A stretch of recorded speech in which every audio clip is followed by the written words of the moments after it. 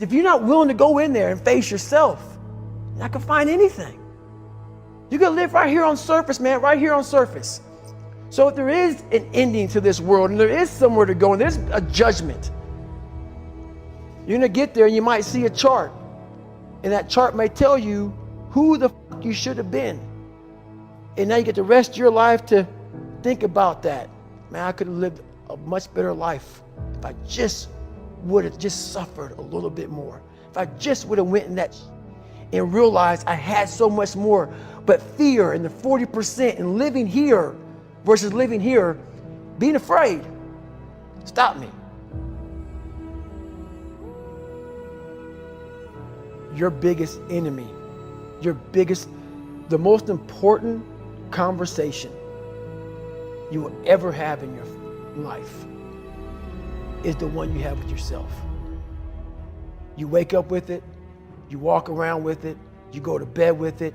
Eventually, you're going to act on it, whether you're good or bad. You have to. That's why the whole thing about this book I have, it's about you. It is about you.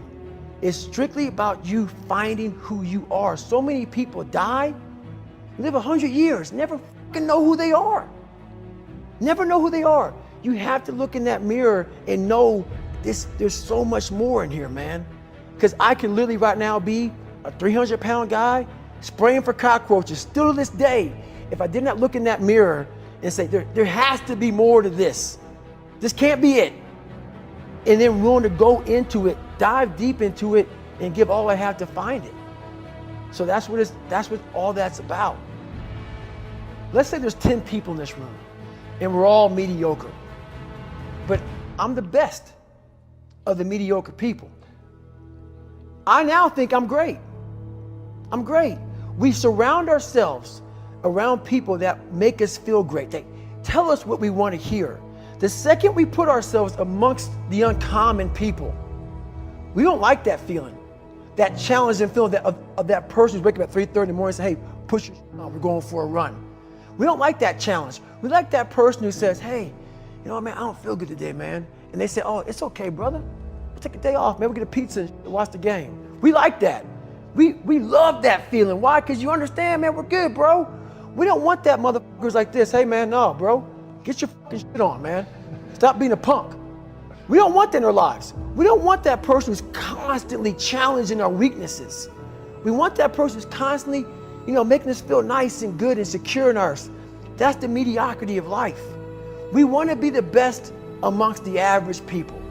People wonder, how do you stay hungry all the time? Because after I accomplish something, I don't sit back like a lot of guys who graduate buds, graduate this, graduate that. They get comfortable. They wonder why I'm getting weak, man. I don't know, I lost my edge. What's going on? Because once you hit the top of the fucking mountain, guess what happened? I'm good. I'm good, so you wonder why you're falling down now. Because once you reach the top of the mountain, you got to build another one. That's mediocrity. There's a lot of people in mediocrity who have a nice resume, but they're one-timers, man. They hit a one-time deal, they busted it open, got a lot of money, but they're good.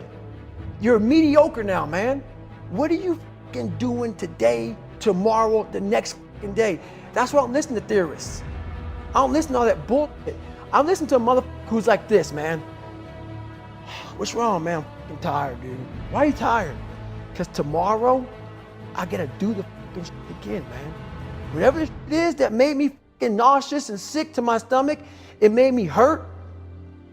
There's no ending. And that's the person I listen to. That's the person who's gained knowledge. You gain knowledge through suffering. And on the other end of suffering is a world that very few have ever seen. It's a beautiful world because that's where you find yourself. You don't find yourself in over here. You find yourself on the other end. Like the 100-mile race I was on, I ran it for 24 hours. I found myself on the other end of that race. That 19 hours, I found, wow, there's a whole nother world out here that I've never even saw. But the world's in your mind. And that's what all that mediocrity is about. The mind has the tactical advantage over you at all times. At all times of your life, the mind has a tactical advantage over you. Why is that? It knows what you're afraid of. It knows your insecurities. It knows your deep, dark lies. And it starts to push you away from that. It pushes you in a direction that is comfortable. The mind controls everything. So what I realized was that when I was growing up and I was 300 pounds and I got all fat and I got all insecure, I realized that my mind kept taking me in this direction. When things got uncomfortable for me, when I was facing my insecurities, I was facing my fears, my mind said, oh no, we have the tactical advantage. We need to get you, separate you from this feeling over here. Life's all about feelings. We want the happy feeling. We don't want that feeling of this sucks. If in that moment, you can answer those up questions and you are now in charge of your brain versus your brain ruling you, that's where all that stuff comes from. So the 40% rule is all of that. You get to 40%, your brain says, we're done. Let's roll, man. This is starting to get painful. This is uncomfortable. So you sit down. You have to figure out ways, and everybody's different. That's how the book kind of talks about, like we all have these things about, 5 steps to this and 4 steps to this. It's a lot more than that. That's all bullshit. It's a practice that you have to, it's a habit. So if you know that at 40%, I'm feeling pain.